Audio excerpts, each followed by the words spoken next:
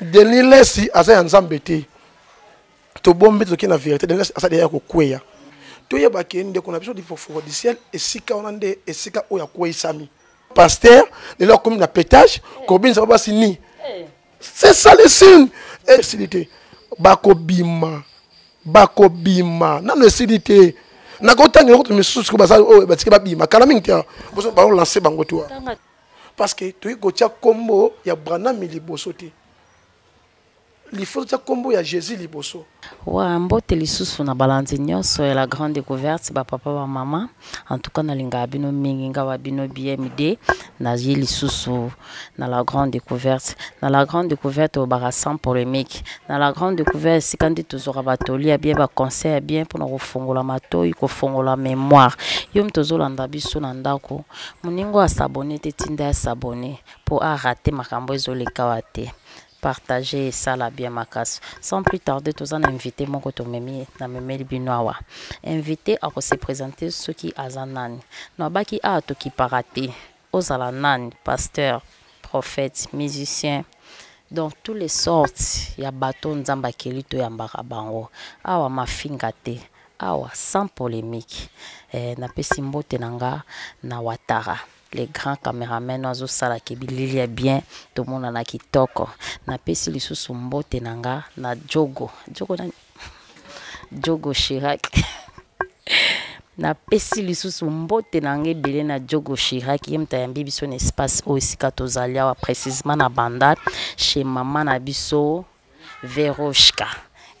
Tous un espace Veroshka. Ils esika baboma batute esika bavanda kama solo bien moi sikra bien et ça la bien. Sans plus tarder, bonjour papa. Oui, bonjour maman Betty Mulato. Maman azolati sa monde entier na mikolo vraiment na sepeli mingi. Vraiment, ok, c'est bien. Merci beaucoup. À se présenter pour vous et baso qui azanani, pe toi bali solo nini a meme libiso awa. Papa. Ok, Pépé de Dieu, n'a pas si bien l'ombote, comme on a eu prophète Étienne. Naza Moussa Nazambe, naza justement na Ngaliema, na Ozone. Léon a sepela qui naza nabino ensemble. Na sepela ki to mekama ko sola mukie to mekama ko fungola mo histoire moko ya mukie po bana nzambe lelo basa na kati ya loyenge bana nzambe lelo basa na kati ya trouble donc mokili trouble e koti makasi na likambo ba bengi prophétie to na likambo ba kombo ba bengi ba prophète to komini ba prophète e bele tellement na mboka yango lelo na ye ko zongisa bino na chemin même ba prophète o basa ya ko bunga na ya mo mukie ko zonga zonga tout ça na bino ensemble. Vraiment bino mo boyoki aye ko zongisa baninga na eba prophète o ba bungi nzela yo prophète yo mto ebi ko bungi nzela zwa kiti fanda po ka conseil pe ça la bien vraiment papa conseil nino yeli biso. Bon conseil o nga melibino na premier lelo ezaki ebele bazo benga ba prophète mais baza ba prophète te ebele bazo benga ba salanza te netina bon autant à combattre parce que ah c'est comme il y a polémique était ah c'est comme il y a droiture parce que là on est le colo on a pour nous fingate mais on a pour nous présenter évangile à Christ on a pour nous démontrer aux prophètes il y a beaucoup de prophéties ouais je peux ça il y a beaucoup de prophètes au babi mikolo à lali à la muki à l'autre ndoto à sa prophète na tongo boye a commis prophète OK et ça Moussa na été mais à mes péchés comme prophète il y a un dégâts économiques dans le ministère prophétique en tout cas tant que yoki makambo ça n'inga pas siming il y en a qui non il faut na lokama betimola dans les canaux na télé na tel sabato peuple ensemble va comprendre et là qu'on est les cas entre ba pasteur et ba prophète pour la vérité les lots parce que le jour la vérité. Vraiment lelo eza jour ya vérité pour na ba faux prophète papa ce qu'on pour na ba vrai prophète na faux prophète. Ok, merci, moi Betty Molato, autour moko malamu. Pour na koyeba vrai prophète, to vrai prophète. Ceux qui t'auraient bango ndengenini. Pour na koyeba vrai prophète, na faux prophète. Un serviteur de Dieu a sa marque, a sa différent. Un serviteur de Dieu va pas dans l'église, mais va dans le quartier naé, bisika afandi. À se comporter en dengenini, vilni o atambola nango. Et là quoi liboso, et je présenter biso, ba vrai prophète, to faux prophète. Au combien ma prophète, mais vilni o yo menaka. adéo ya église adéo peuple nzambe to yoke libanda olongwe prophète okomi maître oke libanda olongwe prophète okomi artiste. Or que soit prophète faut garder ce silence n'attaque aux prophètes. Donc ok na biso gauche droite vrai prophète okoye ba sondeni un vrai prophète so ka pesi prophétie o isa par nzambe or dit que ainsi dit par l'Éternel parce que on est na par nzambe nde o reconnaître na ba fait na ba effet na bilembo e bana komwana. Un vrai prophète tant azolo bana yo prophétie il faut et s'accomplit. Il faut prophétiser ça ni ekokisama pe prophétie eza o eza na kati ya Bible. A d'ailleurs la Bible prophétie ezati pour prophétie tout ba sakode ba sakona na Bible. Yangonde un vrai prophète okoyebisa yo. Eza na cadre ba prophétie ni ba pesa lo toujours ba prophétie bele o makambo yo simbate. Eza cause ya nini? Ba faux prophète o ba bimwana. Donc azo pesa prophétie o yeboko a imaginer. Azo pesa prophétie o yemoko a raisonner après ces prophéties wana. Ekoko ki samate parce que eza oye mutu apesi mais oye wuti na par nzambe il faut ça ni ekoki sama. OK siko oyo euti na par nzambe ife kokisama eza na ba prophète mususu côté liemba moko abanzimba moko prophétiser pona yo. Est-ce que prophétie équipara R to prophétie équipara RT prophétie nyonso eutaka na nzambe to mususu etanki abengami prophète donc alingi ka ba monae prophète ata tant ezaki nzambe alobeli ete ye akosala ka tout abimisango na ete sozo comprendre question. Oui, moi petit molato nazo comprendre pena ba question na tout en tout cas ça femme mo ça sage. Oui, il faut na répondre au pena. Problème eza boy ozomona tout ça na trois sortes ya voix. Tout ça na voix ya motu, tout ça na voix ya nzambe, tout ça na voix ya diable. Prophétie nyonso eza prophétie kondimati. Parce que diable peut alobaka. Motu peut alobaka. Il y a un autre lobali bosso. À part motu peut ezali, à part nzambe peut ezali. Mais un vrai prophète, il faut oyoka, oza ainsi dit par l'Éternel. Yangonde okopé saba nzambe. Mais le prophète, tant que ça des prophètes, à l'ata déjà un choc comme on a qui prophète wana. Même dans l'église prophétie zate a fondé aye azu a pesi ba nzambe yango le les autres troublé bato ba mona accomplissement ya prophétie à partir ya ba prophète ya marque wana donc azo luka aloba oye a sepeli koloba oye a raisonner ole azela ainsi dit par l'Éternel ye a ozela yango te mais ye a commis ko copier pe ko raisonner oyaye donc a commis ko pesa ba prophétie moko oye a sepeli ko pesa c'est ça. Vraiment na bansi ki bozo so batolia ki toko bozo so penda connaissance papa nanga question moko eza différence ni eza entre prophétie na parole de connaissance. OK ça va donc parole de connaissance okotangela ngo na école okozango partout mais prophétie eza respiration et j'ai loko batangela kati eza respiration et utara part ya yemoko. L'autre comme yo ka komotangela ba prophétie bala sa tenir ba mutako sakola. OK prophétie parler en langue et ça eloko yo mutako kotangela te et ça eloko ya uti na par nzambe et ça eloko mutako yo kolate le mutako ko ba prophétie bon parler en langue yango monike boule ke ekoti mingi na kati ministère nzambe ekoti na kati évangile yo taki nga prophète na ko fanda bongo te na ye pona ko dénoncer ba nzambe o ba bungaki o ba kendaki musika o ba inaki ba prophète o prophète ko mosala beno na ye ko zonga sabi na nzela bozonga na ligne ba prophète bazali parmi les faux dollars et aussi des vrais dollars na kati ya faux dollars et lo yesala faux dollars et la vrai dollar soki na tango kala ba prophète bazali na tango yo pe ba prophète bazali na comme musako na nzambe na ko zonga sabi na nzela. Vraiment prophète na biso Etienne abia ekozongisa ba prophète o babunga kinzela na nzela prophète na ki olobi na biso likambo etali parler en langue. Est-ce que pour na tala film mo boy mo mususu na mboka mo boy bango bazoloba na munoko na bango ezaka ya langue parler en langue yango balobaka na mboka na bango basololaka da bana bana bango bakoli nawo siko parler en langue wana na yeba ndongo lobi ba musuba otangela ngoti. Est-ce que ça penda parler en langue wana donc na oloba ondeni eza penza euta panza mbeto mutu penda tangeli onto eza langue moko elobama de to mona ata musuna Brésil ba oloba portugais na Amérique baoloba anglais, Congo tolobaka lingala, na France tomona bazoloba français. Pe eza na ba pays mosusu biso toyebi te tokoma te po mokili eza monene. Parler en langue wana eza na bamboka mosusu baloba yango comme langue ya mboka na bango. Siko eloko elekelaka biso bato awa omona na baeglise bato bakomi koparler en langue mpe bazongo batiango à considération. Comment se fait-il moto azoparler en langue na makambo bato bazoyoka te? Oye mo pe azoyoka te me azoloba ezani. Merci vraiment ma beti molato pour na mutuna oyo. Il faut pas passer bien nango vraiment parce que parler la langue motonyo sokso yo église va parler la langue ba komi ko tonda wana c'est que nzamba solo ba munoko non. Parler la langue za bongo te. Parler la langue tangu dona ekitaki na Pentecote.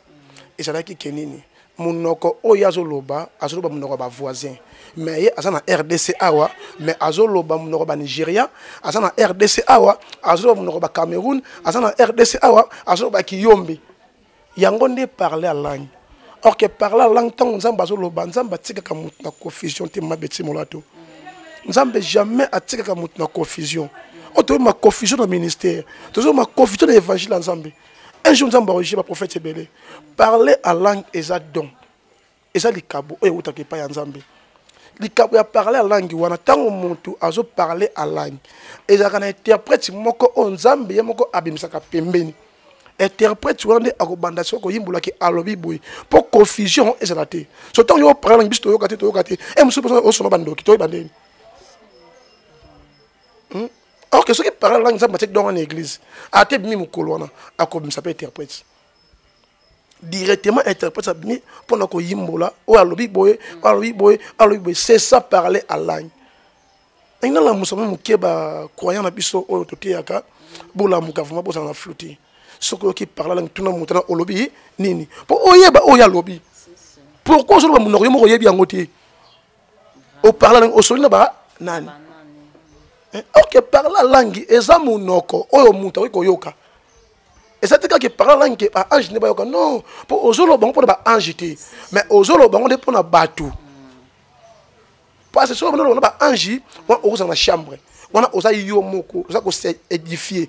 Yo moko na kati ya chambre, c'est ça. On oza ba ange. Mais tango sikoyo oza na kati ya batu. C'est que nzambe alingi alobela peuple na ye et loko moko. So nzambe alobela peuple et loko moko na ndenga ignorance, na ndenga mabe pona nini. Bayoki eloko tesko olobi nini. Pe na suka nango yeke bana saka saka inemene sek. Suka nango olobi nini to suki na wana. Ilaxni. To se pe ba ofinga bino moya boye bezate. To boy parler langue te ça donc. Mais parler langue auto ke nango lelo eza yango te c'est faux. C'est faux. Ma bêtise mon lato. Ceux qui ok église, au qui parle la langue, au monde interprète, c'est bien l'église c'est faux. C'est pour baninga no ba prophète ebele so tali bien na église na bon ezaka dada ba parler la langue na oyeb sa bon. Ah. Ba cause appel contre na mambozo loba. Non. Bible bito ko yeba bona nini? Na misa na bango. Osoka. Tant da oyoke loka bongo déjà. Tant yo na église, faut ça maele. Faut ça maele. Oyoki muta parler à langue mais soka nango oyebelo kalobi te ako finga yo pa ko loka yo eza biloko mususu oye utaka e pa ya nzambe te yango c'est loko mona uti ko loba awa ke toza na trois voix oyo lobela biso toza na voix mutu toza na voix nzambe toza na voix ya diable ce qui diable siko azoloba okoyeba yango ndenge parce que diable lobaka na cache afongola ka boyete parce que soka fongoli o comprendre yango mona ka mingi na science ba makamuto malembe baso ma vers Christ mais ba sa Christ et ba latika akombo wana c'est ça na ba don pesa bongo ba lati dona ya Christ qui parle langue ça na nzambe mais ba okina ndenga nini ya molili c'est ça. Vraiment, en tout cas, merci beaucoup, prophète Nabiso. Et ça la biso bien. Donc, comme on a ba prophète, c'est belé, bazo banga sous soutien. Koleka na ba télévision, koleka na ba réseaux sociaux, bazo dévoiler ba secret na bango entre bango na bango. Dernièrement, toto komona papa na biso moko azali peka moninga na mino prophète aleki a prophétiser pour na comédien moko ke yo okufa te comédien na belaka makasi okufa te okobika et pas même une semaine to komona comédien wana akufi pe pour le moment to lo boye prophète on a les kasu na TVT yango elingi koloba nini papa. Ok, ma beti molato eza pena mutuna moko ya malamu. Ok, omoni nauta kolobelo moko awa. Na prophétie, tant Nzambe alobaka, il y a une recommandation. O Nzambe aloba pour les kamesa ni stopper. Pourtant Nzambe alobi, azana besoin de dégager le corps pour ça la maté. Nzambe azana besoin ko longole lo ko ande aye ko avertir ba Nzambe que boyebo salate boyekeba. Nzambe yaka na façon pour ko battre là-bas na ye. Prophétie pe ko bima. Kendenge za bona amona liwa. Mais à kata prophétie wana, ezana recommandation e ko pesa mona pour liwa ça ni elongwa. Maintenant au prophétie pesa mi recommandation ezali ba pesa recommandation yo o saleli yangote. Yeba ke malheur e komela yo. Mais ko battre Nzambe te Nzambe. Vraiment. Merci beaucoup, papa Nabiso. Et Tomo était comme on a sous la Bible. Bible makambo nyonso bozomona na mikolo suka selo biso nde batea biso eza basuni ya temps de la fin. Jésus Christ a prophétisé déjà ponango. Et ce total na baknaka ba prophète balobela yango te. Okuta na prophète mbamora bando biso histoire avena. Okuta na prophète mbamora bando biso maramobwe. Olie ate ayo prophète Etienne question mususu awa kalate mama Rachidi mtatoni totunayo. Tozomona na ba église presque mingi ba église ebele fonga mais okaka prophète et tel prophète. Donc ba pasteur baza sous mingi ba komi ba prophète. Et ba prophète wana olie bate abiso repentance ba bazote élévation. Donc dès que moni mutumba moko yo oke poto. Moi aussi la te ane aussi la te ozo zambon os bala ozong saboy siko tani ba ote abiso repentance et surtout que sous na Bible to mona makambo yo o ezo salima na monde na biso alelo selonga nazomona eza ba prophétie au Jésus Christ c'est sakola pour na biso ozomona eza ba prophétie c'est sakola maki e balobela ngo te ba prophète ole balobela makambo wana nyonso ke makambo nyonso tozomona c'est sakola mai nango oyo tomona ke komika na ta ekokisama to ba olobela ngo te. Alors parlant ko lobani bon ma petit molato lelo basana ba continuer la distraction. Pourquoi ba continuer la distraction balingi mingi kolata ba otela mandaku ba otela mituka ba otela mapango yango esika oyo emibana basana Nzambe ke batte ya parole vérité te parce que ate yo vérité au ki ma église il faut ate yo lipamboli parce que tant yo pe mondimo yo ki lipamboli ogangi amen mais tant batte yo bongola muté mo fani ofandi kimia ba bombi évangile ya Christ ba bimesi évangile ya bénédiction. OK Bible lobi ke oyo nyonso za oyo za matabis to kozwa yango mais premièrement to mériter le royaume du ciel. Mais lelo oui parce que Nzambe bazo qui na biso toujours na gauche na droite on les battre ya biso repentance battre sto bongo la motema bon ba na bénédiction.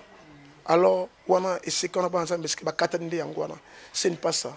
Tia mona Nzambe bongo la motema tia atambo na vie malamu pekisa tika masanga mama beti molato ngandi na zabo soki na moni na vie mabe so vete ko na vie mabe tika vie soki oyina ngo yindingai mais pour venir na bien par Nzambe. En plus, dans le ministère, malgré tout ça, ça de grâce, mais on a deux croyants. Mais on va c'est tout. Parce que chemin na biso et ça pour comme ma Nzambe, c'est une destination. Destination ça va avec et pas na yemoko. Un prophète, un pasteur, a quoi conduire. Donc il y a nos kumba ba Nzambe nanzela. Tant au pasteur, au mi ba Nzambe bon ba ki Nzambe.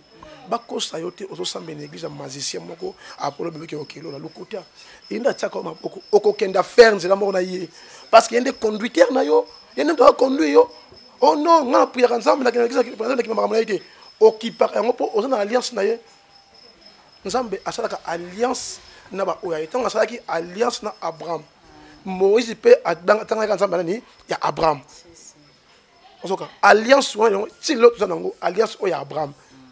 C'est ça. Alliance wana évoqué au 4 naté. Tant Nzambe sali alliance na mosali na ye. Yeba ke otango ye wana au coach na kata alliance na ye. Donc beaucoup motabu wana nzela moko. Ko batiki ngana kenda ko prier pour makambo na kenda pour makambo. Non. Ozana kata alliance atako maboko. Soki azana vie en public, c'est tango atako maboko. Yoba comme na vie wana. Soki azana vie à quit, yoba comme na vie wana. Parce que nda projet maboko. Yende papa na yo. Un prophète, un pasteur, aza ange. Premier ange à église. Donc il faut la différent. Il y a des fois exemplaire. Il y a que bana nzambe nzani ni amalamu. Tout ce qui est évangile à mbongo.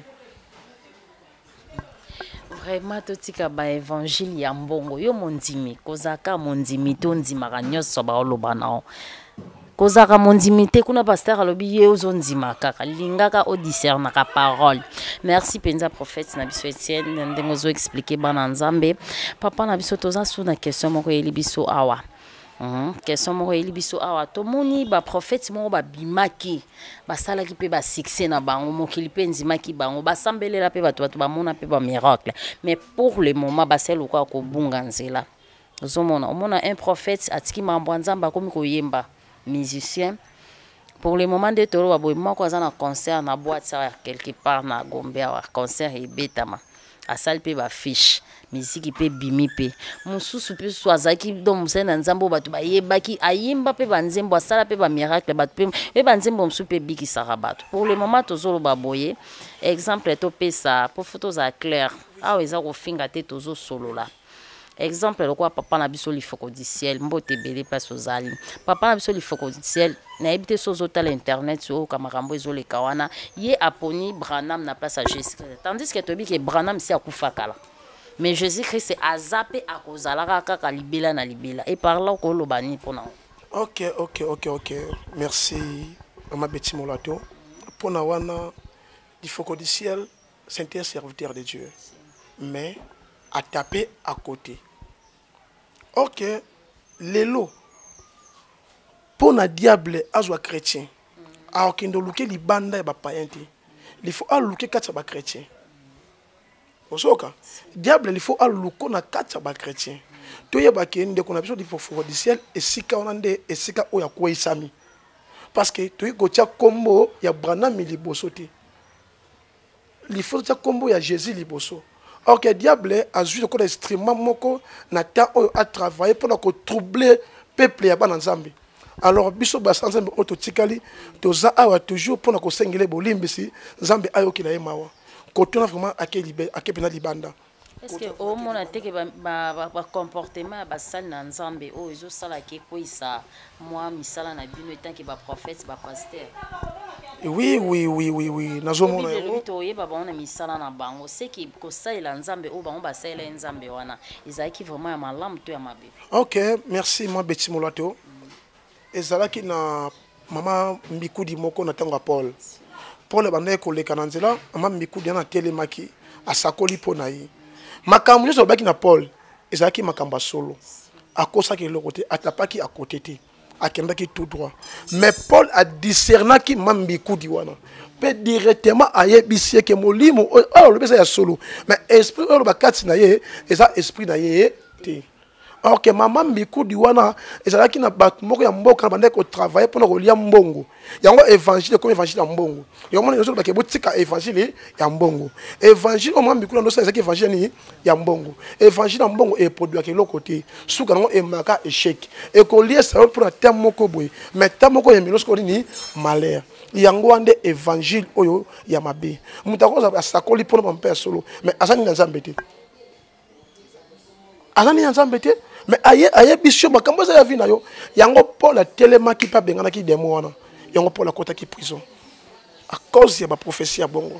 Oui le lobé to so ka partout na ngina beta moi histoire moi pour me comprendre moki na so ka partout pasteur on a biso moko to zaki na ensemble Deniles. Oui non to so fingate mais to so loba faut vérité ça les a bien Denis Lessi, Toyoki Basango, Wanzito TV, boy, côté Mayna TV, concert un miracle. Mais il y a ceux qui ont pétage. Oui, il y a ceux qui n'ont pétage. Est-ce que ça est banzambe babina? Lelo a ceux qui n'ont pétage. OK, pétage on a eza nzambeti. Eza oh, on va expliquer pas nzambe lelo. Ta que prophétie. Oh, eza prophétie na sakola. Eza arche. Oh diable en sala. Na corps. Yande kuna biso Deniles aza arche ya diable lokula tango akala zaki arche ya Noé lo Deniles akomi arche ya diable ozo mabana nzambe na kati ya libungi Deniles aza ya nzambe te to bombe to kina vérité Deniles asa de ko kweya eza arche moko ozo mabana nzambe na mabe. OK et mimi sur la distraction et sur ma biso na trouble. Ok, moi, dans Zambie, on a un discernement. Il faut comprendre. Marambo salama. Parce que au tout dans la signe de la fin. So besoin que ba signe et monana. Mais besoin mon ba signe té. Besoin mon passer de lesté. Besoin mon passer boité. So ba signe au niveau luka et monana ba na Zambie. Ba signe ni besoin luka et monana. Tant besoin mon ba signe boy déjà, besoin mon un pasteur. Un grand pasteur de leur commune à pétage, combien ça va pas signer. C'est ça le signe. Et dans le monde, il faut offrir comme un balamoko. Obi Seigneur, merci. Parce que ministère de ni est bimi. Parce que et pas ensemble et loko moko et batamakate. A tel loko et batam sur ça ni et bimi. Dans ça va dévoiler. Bah on va savoir qui a été. Ce que bino beaucoup ko yima yima. On va savoir comme boy. Non. Man ensemble. Bon ça la distraction ti. Et comme ça va dévoiler. Et comme ça va dévoiler. Ah bimi ça. Bon ça la qui me facilité. Bako bima nano esilité na kotanga ko misusu ko basa o batike ba bima kala mingia boso ba lancer bango toi non attends ça débattre ça débattre pour moi tout ça pour nous sunga ba ensemble ba me ko comprendre parce que évangile baby papa na biso merci papa na biso prophète Etienne ce que effort ni bo sala étant que bino nyonso pour na baiba bongi bon effort autre sala toye siko pour to renouveler makanisi ya peuple congolais pe ya bana Zambie mameka muke kozonga na nzela que Jésus-Christ est le meilleur aujourd'hui éternellement o asa kilobi pe arusala ngolelo bana Zambie tout basa na kasa troublete bana Zambie tout basa la kati na komekisa Yesu Masia azali azana pona ko défendre bino azana pona ko bondela bino yango alamusi biso parce que alobi attaque bino boboyi ko kumisanga akotele misa mabanga esa nini ekumisa ye mabanga ona esa ba incrédule mabanga esa bato ba boye kondima évangile lo bazo ndima évangile bino bato bondima évangile kala lo boko esami engo la sake boza ya Nzambe te oyoka mutu moko ongazala ka boye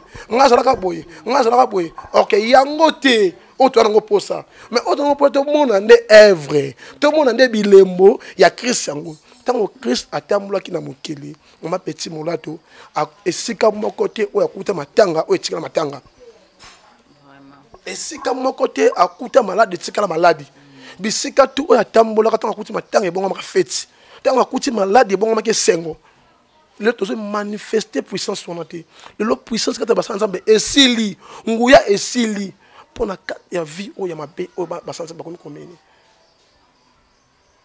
le diable alati corps le diable azotambola kati ba païenté mais azotambola non azotambola kati ba païenté mais azotambola kaka et pas ya bato ba benga ki bana Nzambe parce que atambola ba païen bondi ma païenté hein akondi ma païenté donc il faut attendre à quoi ça mon Nzambe il faut attendre pas chrétien le quoi là attendre pasteur de l'esprit pour quoi ça bana Nzambe. Vraiment, merci beaucoup. Nabalandignon, c'est la grande découverte. En tout cas, dans la grande découverte, Tolobaki, Toza, na émission sans polémique. Yom to ki likambo o ebetsoli bakute, balobi, Tozo loba poto sosoli sabaye, nanu babongite. En tout cas, merci prophète Samson Etienne, ebi kezamba liboso mezamba la soukate. Pesa biso programme ya église et se posant à quelques bateaux ko pesa mbote et ça la biso bien makasi. Ok, merci, ma petit molato. Napesi premièrement papa nanga ya molimo pasteur Fabrice. Napesi mbote parce que ça pona ye ndelo na komi mosali na Nzambe. Eza grâce ya Nzambe oyo asala ki pana ye et on le longa pe na komi nango. Napesi mbote pe napesi papa nanga Alphonse mbote, napesi pasteur Noël mbote, napesi pasteur Jean mbote, napesi pasteur Kevin mbote. Nzambe vraiment apambola bango. Bon, programme dans lequel si n'a pris à mardi, n'a pris à mercredi, excusez, mercredi, n'a pris à vendredi, nous avons à 16h, 16h. Dimanche, nous avons à 16h. Ok, tous ensemble, nous avons justement tout pris dans la signe à Kamuganga, à venir Kiako numéro 2. Yo moto, aux hommes de Kambo, ils ont dérangé, ils ont hésité. Lukanga, ils ont tika numéro, Bengangai, Zambenanga, a quelque chose. Yom tozan un problème bengaye nzambe na azosala quelque chose babi la foi vient de celle qu'on attend papa pesa numéro de téléphone oui le numéro de téléphone c'est 084 014 86 59 prophète Etienne Vraiment, merci. Nyonso balandaki biso na émission. En tout cas, vous n'allez jamais décider. Nazo senga bino ka eloko moko na la grande découverte. Abonnez-vous massivement. En tout cas, ceux qui vous s'abonner et puis ça biso makasa ko sa musala kitoko. Ceux qui tozo tala ba pardon, tozo tala ba commentaire na bino, tozo tala ba partage bino bozo sala yango izo pesa biso makasi. Anga na vandia ezanga yo bino BM2 na la grande découverte émission sans polémique. Partagez, abonnez-vous, on vous a jamais décidé. Sans oublier Ouattara, au hasard réalisateur Nabiso, na PC Bambo Tebele, Balasima, Toza Lissous.